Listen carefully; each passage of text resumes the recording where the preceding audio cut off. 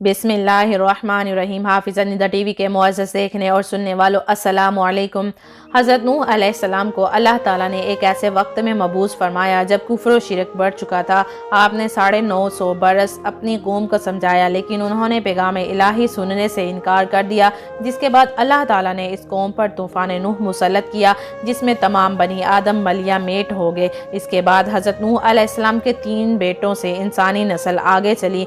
हज़रत नूह अलैहिस्सलाम के साथ कश्ती में सवार होने वाले मोमिनीन में से किसी की नस्ल आगे नहीं चली। ये तमाम रूए ज़मीन की आल औलाद हज़रत नूह अलैहिस्सलाम की नस्ल है, इसलिए इन्हें आदम सानी भी कहा जाता है। अल्लाह ने भी सूरह साफ़ात में यूं ही फरमाया है कि हमने उस यानी नूह की औलाद को ही बाकी रहने वाला कर दिया।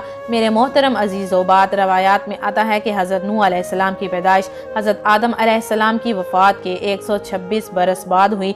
हज़रत अब्दुल्ला बिन अब्बास रज़ियल्लाहु तआला अन्हु से रवायत है कि रसूलुल्लाह सल्लल्लाहु अलैहि वसल्लम ने फरमाया कि हज़रत आदम और नूह अलैहिस्सलाम 10 ज़माने थे और सब इस्लाम पर थे। नाज़रीन, अगर ज़माने से मुराद 100 साल लिया जाए तो फिर हज़रत आदम और हज़रत नूह अलैहिस्सलाम के दरमियान 1000 साल का वक्फ़ा बनता है। अगर हदीस के ज़मानों से मुराद लोगों के गुरोह से ली जाए, यानी एक ज़माना एक पुश्त तक के लोगों के लिए हो, तो फिर 10 ज़मानों से मुराद कई हज़ार साल होंगे और दोनों नबियों के दरमियान कई हज़ार साल का वक्फ़ा होगा, क्योंकि उस वक्त लोगों की उम्रें तवील तरीन होती थी। नाज़रीन, आज जितने भी इंसान हैं वो हज़रत नूह अलैहिस्सलाम के 3 बेटों में से हैं, किसी एक की औलाद में से हैं। इन तीनों बेटों के नाम ये हैं, साम, हाम और याफिस। हज़रत अबू हुरैरा रज़ियल्लाहु ताला अन्हु रसूलुल्लाह सल्लल्लाहु अलैहि वसल्लम से रवायत करते हैं कि आप सल्लल्लाहु अलैहि वसल्लम ने फरमाया, नूह अलैहिस्सलाम की औलाद साम और हाम और याफिस थी। बस साम के हाथ से अरब और फारिस और रूम वाले पैदा हुए और उनमें भलाई है, और याफस के हाथ से याजूज माजूज और तुर्क और सकालबा पैदा हुए और उनमें कोई चीज़ नहीं है, और हाम के हाथ से कुब्ती, बर्बरी और सूडान वाले पैदा हुए। एक और कौल ये भी है कि हज़रत नूह अलैहिस्सलाम के ये 3 फर्जंद तूफ़ान के बाद पैदा हुए। तूफ़ान से पहले कनान था जो गर्क हो गया। बाज़ जगहों पर कनान का नाम हाम बेदरज है।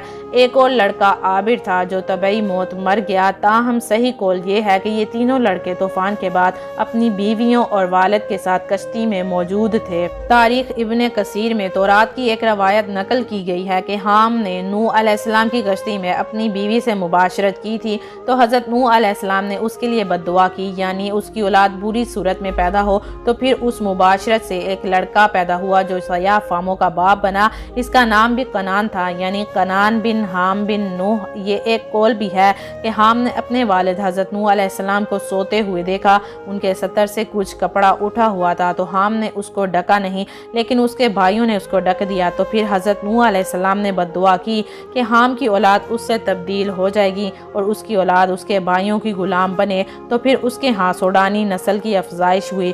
हज़रत नूह अलैहिस्सलाम के तूफ़ान में गर्क होने वाले लड़के के बारे में सूरह हूद में अल्लाह ताला इरशाद फरमाता है, और वो यानी कश्ती उनको लेकर तूफ़ान की लहरों में चलने लगी। लहरें क्या थीं, गोया पहाड़ थे। उस वक्त नूह ने अपने बेटे को, जो कश्ती से अलग था, पुकारा कि बेटा हमारे साथ सवार हो जा और काफिरों में शामिल ना हो। उसने कहा कि मैं भी पहाड़ से जा लगूंगा, मुझे पानी से बचा लेगा। फरमाया कि आज अल्लाह के अजाब से कोई बचाने वाला नहीं और ना ही कोई बच सकता है मगर वो ही जिस पर अल्लाह रहम करे। इतने में दोनों के दरमियान लहर हायल हो गई और वो डूब कर रह गया।